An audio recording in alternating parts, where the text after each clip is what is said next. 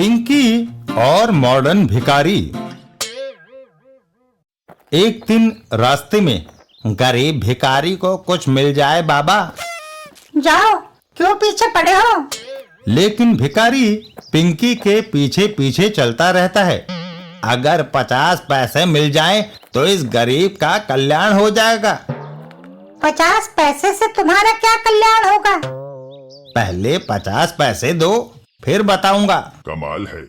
पिंकी 50 पैसे उसके कटोरे में डाल देती है। लो 50 पैसे, अब बताओ। दरअसल वह दूसरा भिखारी अपना स्कूटर 10,000 रुपए में बेच रहा है। मैं उसे खरीदना चाहता था, लेकिन 10,000 की रकम में मेरे पास 50 पैसे कम थे, जो अब पूरे हो गए। अब मैं वह स्कूटर खरीद कर दूर दूर तक शहर में भीख मांगने जा सकूंगा। लेकिन वह दूसरा भिखारी स्कूटर क्यों बेच रहा है? क्या उसे पैसों की सख्त जरूरत है? नहीं, अब वह कार में भीख मांगेगा।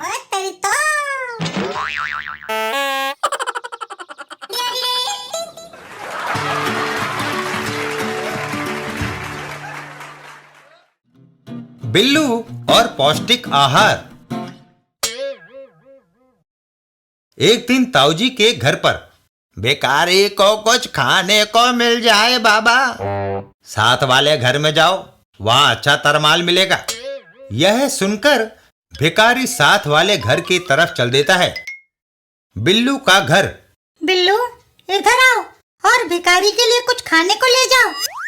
बिल्लू भिखारी को खाना देता है। यह लो। भिखारी वहीं दरवाजे पर बैठकर खाना खाता है। दूसरे दिन बिल्लू दोबारा भिखारी को खाना देता है। भगवान तुम्हारा भला करे बेटा। तीसरे दिन बिल्लू खाना देते हुए सवाल करता है, मेरी समझ में ये नहीं आता कि हर रोज तुम यहाँ ही क्यों भीख मांगने आते हो? किसी और के यहाँ क्यों नहीं जाते? डॉक्टर ने ऐसी ही सलाह दी है। क्या कहा है डॉक्टर ने? यही कि पौष्टिक भोजन ही खाना, और वह तुम्हारे यहाँ ही मिलता है।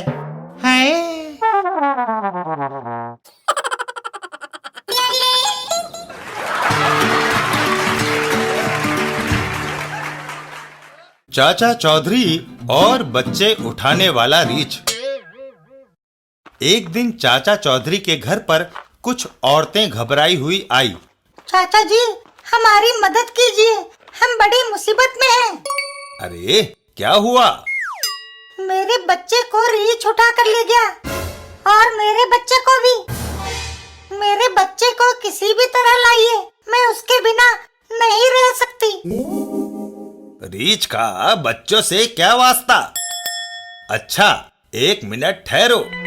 चाचा चौधरी का दिमाग कंप्यूटर से भी तेज दौड़ने लगा।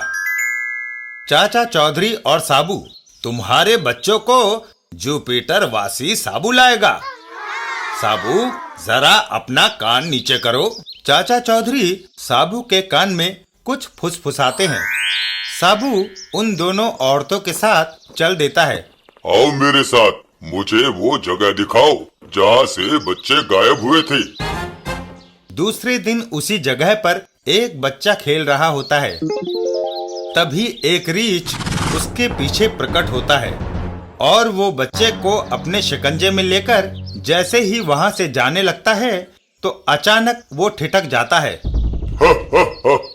नहीं ले जा सकते, उसकी टांग बंधी है। ये देख रीछ बच्चे पर नाखूनों से हमला करने लगता है।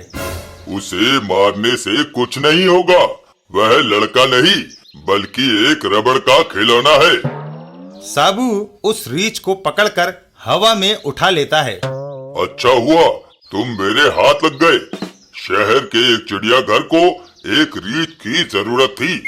तुम्हें पिंजरे में देखकर बच्चे बहुत खुश होंगे। ये सुनकर रीछ ने तुरंत अपना मुखौटा उतार दिया। नहीं नहीं, ऐसा मत करना, मैं सचमुच का रीछ नहीं हूँ। मैंने तो लोगों को डराने के लिए रीछ की खाल पहनी थी, ताकि बच्चों को उठाते समय मेरे रास्ते में कोई रुकावट ना आए। तुम बच्चों को क्यों उठाते थे? दूसरे शहर में ले जाकर उन्हें बेचने के लिए। मुझे माफ कर दो। साबू उस आदमी को जमीन पर उतार देता है। वह बच्चे मेरे घर पर हैं, आओ मेरे साथ। ये रहे बच्चे। माँ, मेरा बेटा।